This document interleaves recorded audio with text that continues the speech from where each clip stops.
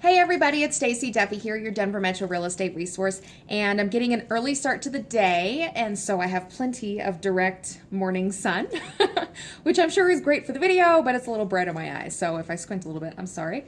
But anyway, I wanted to answer the question today for y'all of, is the Denver market housing going to crash or burst or slow down or something like that? I get that question a lot, especially since our Denver housing market has been so strong for quite a few years now, since pretty much it's about 2011, 2012. So we've been appreciating pretty strongly. And anybody who's tried to or has purchased or sold a house in that period of time probably has a pretty good understanding of that. So I wanted to address that in four things. And I'm going to talk a little bit statistically, but mostly just overall and kind of generally. I don't typically like to do market updates because the information gets dated very quickly and the media posts so much information related to the real estate industry because a lot of people are curious about it, especially if you own a home, but a lot of times they post shock value information. And so there's a lot of misconceptions out there. I don't like adding to it, so I don't like to do Denver market updates on a regular basis, but I've been getting this question pretty consistently for about a year and a half now. So I figured it's probably pretty safe to just shoot a video on it. So anyway, the first thing as far as indications for the market or how I answer the question are, it depends. Is the bubble going to burst? I don't expect so. Obviously, no one has a crystal ball, but there's a lot of indications and data to support that probably not going to happen. But it really relates to a few different things. So the first thing out of the four that I'm going to talk about is appreciation. So we've had really strong appreciation in the Denver market for quite some time. We were at, 12, 14% for a few years on an annual basis. I would say the last 12 months we've been closer to the 5 to 8 mark, depending on what neighborhood and what area of town you're in and what type of property, right?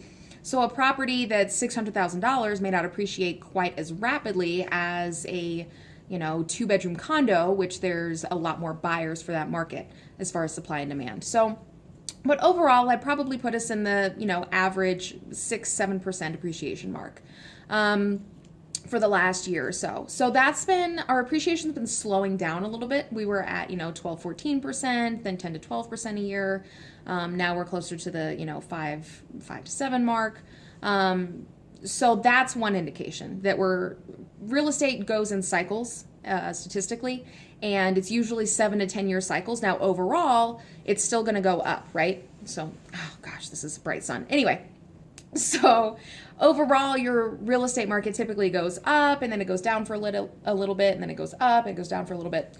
And those cycles are typically 7 to 10 years, and we're kind of coming up on your 7, year 8 of that. So we're due for a little bit of a market correction. And I'll talk a little bit more about that as far as how significant of a correction. But appreciation's starting to slow down a little bit, which is one indicator. Now, keep in mind, that's still really strong appreciation. Average real estate appreciation over longer periods of time is usually around that 4% mark in a lot of markets. So we're still above that. We're still appreciating very strong and on a much faster rate than a lot of other investment avenues if you're going with safer investment avenues. But it's not the, oh my gosh, absolute craziness of 1 or 2% a month that we had seen for a few years. So that's the first thing. Second thing is inventory. So we are still ridiculously low on inventory.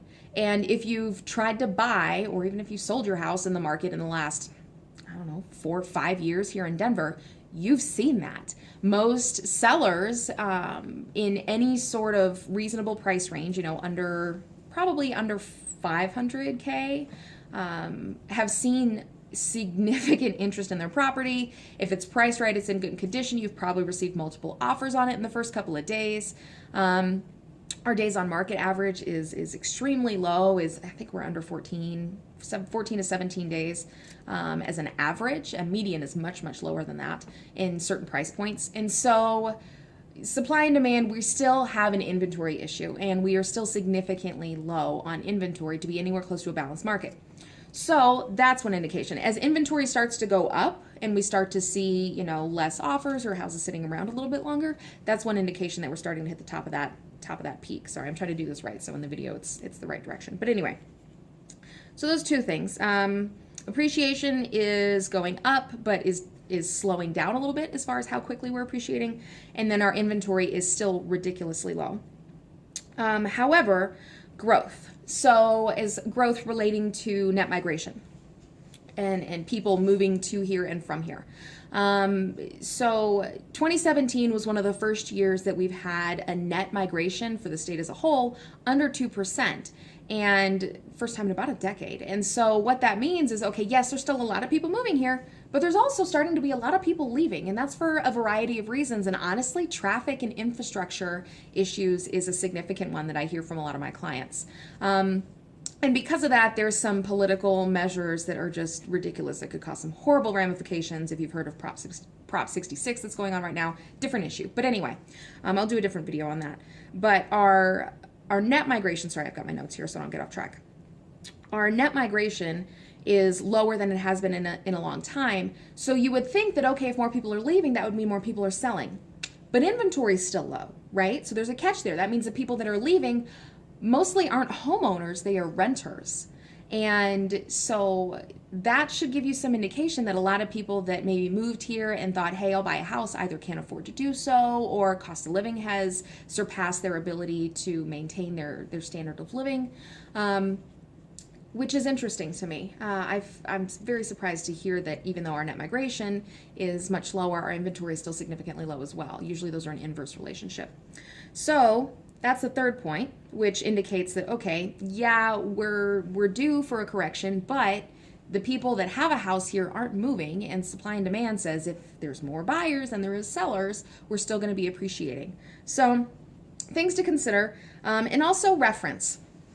And this is really regarding, this is the fourth thing, frame a reference, especially regarding what a market correction is or what a bubble bursting is. So a lot of my clientele, not all, but a significant portion of my clientele, because that's my network, are millennials. As much as I hate the term because of all the derogatory connotations with it and everything else, different issue, a lot of my clientele base is under the age of 40. And a lot of that clientele, the last significant market correction that they really have a frame of reference to was an entire, U.S. economic collapse as far as that goes in 2007, 2008. And guys, that's not something that happens every typical 7 to 10 years for a real estate cycle. That is something that happens every 50 to 60 years as far as, major companies and industries and banking issues, major economic issues, not typical real estate correction cycles because of cost of living, because of growth, because of infrastructure issues, because of other things. So I think it's another thing to consider that, okay, just because we're due sometime in the next few years for some sort of market correction or adjustment really does not mean that, oh my gosh, 500 out of every 1,000 people are going to be out of a job, and foreclosures and short sales are going to skyrocket and home values are going to plummet. Guys, that already happened. We've checked that box for, the majority of our lifespan for people our age.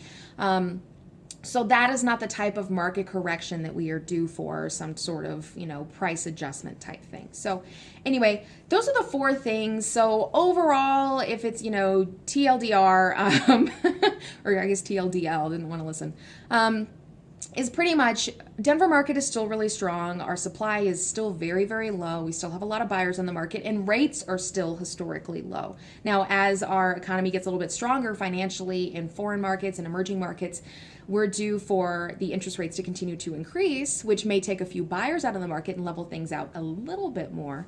But overall, I think we're still pretty strong for at least the next year or two. But it's definitely something to keep an eye on, and those are some data and some statistics to keep an eye on and be aware of, to have an idea of what's going on the market. So if you have any questions, definitely reach out to your local trusted Denver realtor if you have one. If not, I would love to be that person for you. But anyway, if you have any questions or comments, please feel free to leave them down below. I'm curious to see what comes across. And definitely interested to hear what y'all's thoughts are on what's going on right now. Also, if you are liking my videos, please subscribe to my channel. I would greatly appreciate it. And if you'd like to reach out to me directly, you're welcome to do that as well. My contact information is on my website, and the link for that is down below. So thanks so much for the time, and have a great day.